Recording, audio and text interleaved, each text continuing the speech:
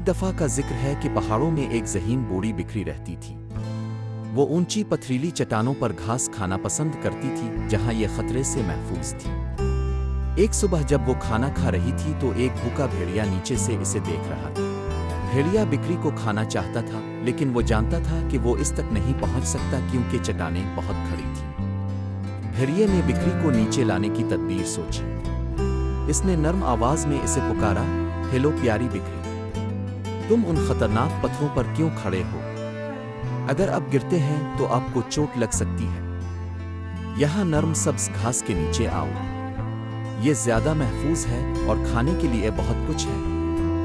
बिक्री ने खाना छोड़कर भेड़िए की तरफ देखा। वो मुस्कुराई क्योंकि वो जानती थी कि भेड़िया क्या करने की कोशिश कर रहा है। बिक्री ने जानवरों को पकड़ने के लिए भेड़ियों के हरबे इस्तेमाल करने के बारे में बहुत सी कहानियां सुनी थी और वो इस पर गिरने वाली नहीं थी। बिक्री ने कहा, आपकी मेहरबानी का शुक्रिया भेड़िया, बिक्री ने कहा, लेकिन मैं जानता हूं कि तुम्हें मेरे गिरने की फिक्र नहीं है। आप चाहते हैं कि मैं नीचे आऊं ताकि आप मुझे अपने खाने के लिए खा सकें।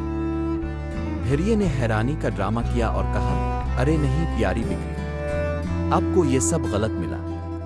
मैं सिर्फ आपकी हिफाजत के बारे में सोच रहा हूं। मैं तुम्हें कभी तकलीफ नहीं दूंगा। बकरा हल्का सा हंसा, मुझे ऐसा नहीं लगता वुल्फ।